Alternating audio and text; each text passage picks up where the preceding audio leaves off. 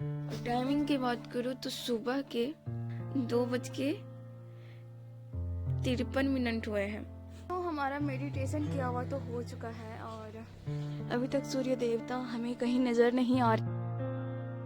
जय श्री कृष्णा, स्वागत है आपका हमारे चैनल पुष्पलता व्लॉग्स पे। और मैं पुष्पलता आप लोगों के सामने फिर से आ चुकी हूँ एक नए व्लॉग लेकर, एक नए जज्बे के साथ। और आज मैं व्लॉगिंग बैठे बैठे स्टार्ट कर रही हूँ। और टाइमिंग की बात करूँ तो सुबह के दिख रहा है 2:53 हुए हैं। सुबह के 2:53 हुए हैं। और कुछ देर पहले ही मैं सो के उठी। एक्चुअली आज मैं सोई ही नहीं हूँ 2 बजे सोई थी, फिर अभी उठ गई। और स्टडी की बात करूँ तो बस अभी जस्ट स्टार्ट ही की हूँ, मतलब 5 मिनट हुए हैं। तो चलिए आज का स्टडी एंड व्लॉगिंग यहाँ से स्टार्ट करते हैं। यहाँ हमारा लगभग 1.5 घंटे का स्टडी कंप्लीट होता है। और टाइमिंग की बात करूँ तो 4:18 हो चुके हैं। और अभी मैं फ़िलहाल 2-3 दिनों से ना कभी बिजली बना रही हूँ, कभी परमाणु बम बना रही हूँ, कभी परमाणु जो न्यूट्रॉन होता है उसे कैसे कंट्रोल करूँ। तो यही सब मैं अभी फ़िलहाल लगी पड़ी हूँ। तो अभी मैं फ़िलहाल पढ़ रही थी, बताती हूँ, श्रृंखला अभिक्रिया मतलब परमाणु श्रृंखला अभिक्रिया। जैसे आप लोगों को पता है ना कि जब किसी परमाणु के नाभिक में न्यूट्रॉन से हमला किया जाता है, न्यूट्रॉन से बम्बार्डिंग की जाती है, तो वो टूटकर विखंडित हो जाता है और अलग अलग परमाणु का निर्माण करता है। ये तो आप लोगों को पता ही होगा। तो परमाणु बम में क्या होता है? परमाणु बम में जो न्यूट्रॉन से जो परमाणु का विखंडन होता है वो कंटिन्यू चलते रहता है, जिसके कारण परमाणु बम इतना ज़्यादा भयावह हो जाता है। परंतु हम बिजली उत्पादन कर रहे हैं या कुछ और कर रहे हैं तो वो सब में उतना ज़्यादा तो नहीं कर सकते हैं ना, उतना अधिक परमाणु रिएक्टर में इतना ज़्यादा तो प्रयोग नहीं कर सकते हैं न्यूट्रॉन का, वरना सत्यानाश हो जाएगा। तो फिलहाल मैं यही सब पढ़ रही हूँ, क्या बोलूँ परमाणु बम बनाने में लगी हुई हूँ। टेंशन मत लीजिए, अगले बार परमाणु बम ना मैं गिद्धौर से ही बनाऊंगी तो चलिए अब चलते हैं, थोड़ा सा किचन में पानी वगैरह पीते हैं। प्यास लगा है, सुबह का दैनिक क्रिया करने जाऊंगी फिर मैं योगा। वैसे भी मैं 1.5 घंटा और पढ़ूंगी। तो ये रहा हमारा नींबू पानी, चलिए अब इसे पीते हैं। यहाँ पे मेरा 3 घंटे का स्टडी कंप्लीट होता है और 6 बजने वाले हैं। मेरा एक लेक्चर बच गया, फास्ट परमाणु ऊर्जा का पार्ट 3, फास्ट ब्रीडर रिएक्टर। कल पढ़ी थी तो इसका रिवीजन करना बाकी रह गया है। वैसे पता है क्या है, मतलब कुछ कुछ तो आदि है। तो चलिए अब टाइमिंग हो चुका है योगा एंड एक्सरसाइज का। आज पूरे रात ऐसा ही निकल गया कोई नहीं, होता है कभी कभी। आज पता हूँ पूरे रात में बस 2 से पौने 3 बजे तक ही सोई हूँ। बस वही जो हुआ है, दिन में आज पक्का नींद आएगा पूरे रात डीपी बोलने भी लगे, सो जाओ सो जाओ सो जाओ सो जाओ। बोले आज पढ़ने का मन है तो पढ़ लेते हैं। तो चलिए अब उठते हैं। पानी गर्म करने के लिए डाल दी हूँ, इंडक्शन पे चढ़ा दी हूँ। और इधर चावल भी साफ करके रख दी हूँ। इसमें घर का चावल है ना, हल्का काला काला रहता है। तो चलिए अब मैं चलती हूँ छत पे। तो बहुत ज़्यादा ही कुहासा है, अंधेरे में उतना अच्छे से पता भी नहीं चल रहा होगा, बट कुहासा है। छत पे मतलब मैं जहाँ खड़ी हूँ ना वहाँ भी है, दिख नहीं रहा है, सामने से पता नहीं चलता। और इस टाइम लगाया है जिसमें मैं 3 बजे देखी थी उस टाइम नहीं था कोई नहीं, चलिए अब स्टार्ट करते हैं। पहले लाइट जला लेती हूँ तो हमारा मेडिटेशन किया हुआ तो हो चुका है और अभी तक सूर्य देवता हमें कहीं नज़र नहीं आ रहे हैं, क्योंकि आज बहुत ज़्यादा कुहासा किए हुए, मतलब फॉग है तो चलिए अब चलते हैं घर में। अब मैं किचन में आ चुकी हूँ और किचन में आके इधर मैं बना ली साग, अभी बन ही रहा है।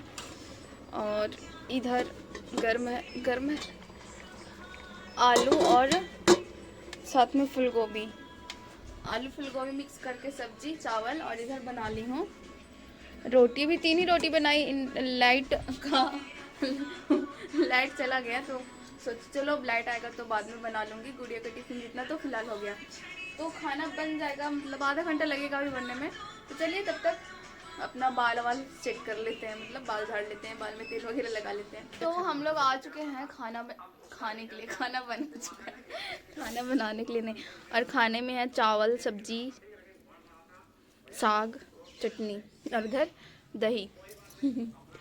तो चलिए फटाफट से पहले खाना खाते हैं। खाना खा के मैं टेबल पे आ चुकी हूँ, और टेबल पे आए हुए मेरे को काफ़ी समय हो चुके हैं। स्टडी की बात करूँ तो 6.5 घंटा लगभग हो चुके हैं, और अभी फ़िलहाल मैं क्वेश्चन आंसर कर रही थी, मतलब आंसर राइटिंग करने वाली थी। तो सोची चलो व्लॉगिंग कंटिन्यू कर लेती हूँ। एक्चुअली बहुत टाइम से मैं व्लॉगिंग कंटिन्यू नहीं की थी, मतलब 3.5, 4, 5 घंटे हो चुके हैं मिनिमम मैक्सिमम। और आंसर राइटिंग में क्या था, जो मैं भारतीय समाज से रिलेटेड जो कल का टॉपिक पढ़ी थी, तो उससे रिलेटेड क्वेश्चन है कि उन घटकों के बारे में बताइए जो सभ्यता को संस्कृति से अलग करते हैं। ये घटक किसी समाज की पहचान को आकार देने में किस प्रकार योगदान देते हैं, विवेचना कीजिए। तो इसका आंसर राइटिंग मेरे को करना, बट मैं थोड़ा सा आपको डील कर देती हूँ। आंसर राइटिंग कैसे करते हैं उसके लिए एक मैं वीडियो प्रॉपर बनाऊंगी। इसमें मैं बता देती हूँ थोड़ा सा मेरे को क्या करना है। सबसे पहले तो सभ्यता क्या है और संस्कृति क्या है, इस दोनों को डिफाइंड कर दूंगी। उसके बाद दूसरा क्वेश्चन पूछा है कि सभ्यता को संस्कृति से कैसे अलग करते हैं। तो सभ्यता को संस्कृति से कैसे अलग करते हैं, सभ्यता और संस्कृति में थोड़ा सा अंतर बता देंगे एग्जाम्पल के तौर पे कि संस्कृति एक मूर्त और अमूर्त दोनों है, जबकि सभ्यता ओनली मूर्त है। और इसी तरीके से सभ्यता को व्यापक अर्थ में देखा जाता है, रीति रिवाज परंपरा जो सदियों से चली आती उसे संस्कृति कहा जाता है। और सभ्यता को देखा जाए तो किसी विशेष क्षेत्र में कुछ विशेष लोग ही मान रहे हैं उसे सभ्यता कहा जाता है। और वही सभ्यता जब वर्षों से चला आता है और एक जैसे परंपरा के तौर पे, रीति रिवाज के तौर पे प्रचलन में आ जाता है और उसे वृहद स्तर पे लोग मानने लगते हैं, तो उसे संस्कृति कहा जाता है। तो इस तरीके से सभ्यता और संस्कृति का जो अंतर है 3-4 पॉइंट वो अच्छे से डिफाइन कर देंगे। ये हो जाएगा हमारा सेकेंड स्टेप, समझ सकते हैं। और तीसरा में पूछ रहा है हमारा कि घटक किसी समाज की पहचान को आकार देने में किस प्रकार योगदान देता है। तो हमें यहाँ ये डिफाइंड कर देना कि सभ्यता और संस्कृति हमारे समाज को किस तरीके से एकजुट करता है, या फिर सभ्यता और संस्कृति के माध्यम से किस तरीके से हमें एकता देखने को मिलती है या फिर विरोधाभास देखने को मिलती है, मतलब जो भी होता है वो यहाँ पे डिफाइंड कर देना। तो ये हमारा हो जाता है आंसर राइटिंग। इस टाइप से ही मैं लिखती हूँ। आंसर राइटिंग करने का ना मैं 3-4 स्टेप फॉलो करती हूँ। पहला कि परिचय डाल दो, दूसरा कि उसमें उसकी विशेषता डाल दो, जो क्वेश्चन है क्वेश्चन के अनुरूप। उसके बाद आप क्या कर सकते हैं, उसका तर्क वितर्क कर सकते हैं। उसके बाद खुद की राय डाल सकते हैं। तो इस प्रकार मैं 4-5 स्टेप फॉलो करती हूँ और इस तरीके से मैं अपना आंसर राइटिंग कंप्लीट करती हूँ। तो यहाँ पे मेरा 6.5 घंटा का स्टडी तो कंप्लीट हो चुका है। वैसे मैं अच्छा से अभी डील करती हूँ आंसर राइटिंग कैसे करें, इस तरीके से आप आंसर राइटिंग कर सकते हैं। तो ये मेरे को करना था, बट चलो व्लॉग कंटिन्यू कर लेती हूँ। हाँ, तो चलिए आप हमारे व्लॉग में बने रहें, और यदि चैनल पर नए होंगे तो चैनल को सब्सक्राइब करें, वीडियो को लाइक करें और साथ में अपने दोस्तों के साथ शेयर ज़रूर करें। और हाँ, कमेंट करके ये ज़रूर बताइए कि हमारा व्लॉग कैसा लग रहा है। मेरा बहुत पढ़ाई लिखाई हो चुका है, मैं पढ़ाई लिखाई बंद कर रही हूँ। आज मेरा ये लास्ट स्टडी है और मैं आके घुस गई हूँ इस रजाई में। अब पढ़ना बंद, मैं पढ़ाई से तलाक ले रही हूँ। तलाक तलाक तलाक। तो अभी मैं आ चुकी हूँ नीचे। शाम हो चुका था, बाहर में ठंड काफ़ी लग रही थी तो मैं आ गई नीचे।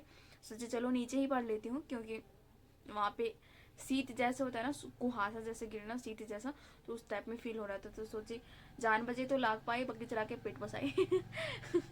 तो मैं आ गई नीचे ही पढ़ने के लिए। तो चलिए अब अपना स्टडी कंटिन्यू करते हैं। और देख रहे हो मेरे को साल वाल पूरा डाल के बैठती हूँ भाई, कोई कॉम्प्रोमाइज नहीं। हेल्थ सही तो सब सही। एक दिन दिखावा के चक्कर में 10 दिन बीमार पड़ूंगी ना, तो 10 दिन सोई रहूंगी बेड पे। उससे बेहतर है कि दिखावा करना बंद करो, सेहत का ध्यान खुद रखो। तो यहाँ पे मेरा डे का स्टडी समाप्त होता है। और अभी स्टडी की बात करूँ तो 10 घंटा 10 मिनट का है और अब टाइमिंग हो चुका है मेरा खाना बनाने का, क्योंकि समय की बात करूँ तो 7 बजने वाले हैं। तो चलिए अब फटाफट से पहले खाना बना लेते हैं। तो यहाँ पे मेरा आज का स्टडी कंप्लीट होता है और अभी फ़िलहाल में ये रहा आज का टाइमिंग। और अभी फ़िलहाल में समाज के प्रकार पढ़ रही थी, जैसे हो गया हमारा परंपरागत समाज, आधुनिक समाज, अत्याधुनिक समाज।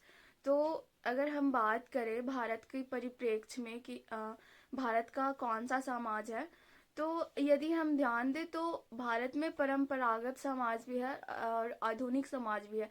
अत्याधुनिक समाज तो नहीं कर सकते, अत्याधुनिक समाज के नाम पे अभी अमेरिका को ले सकते हैं, आप ब्रिटेन को ले सकते हैं, भारत को नहीं ले सकते हैं। भारत का समाज एक परंपरागत समाज है और आधुनिक समाज है, और वो भी परंपरागत समाज जनजाति में हो गया, उसके बाद ग्रामीण क्षेत्र में हो गया, कृषि क्षेत्र में हो गया, तो ये सब में परंपरागत समाज पाया जाता है। जबकि हम वही भारत के आधुनिक समाज की बात करें तो वो ओनली सिटी में ही पाए जाते हैं, मतलब शहर में ही पाए जाते हैं। थोड़ा बहुत अब धीरे धीरे गाँव में भी परिवर्तन होना शुरू हो गया है। तो चलिए आज का व्लॉग में यहाँ पे समाप्त करती हूँ।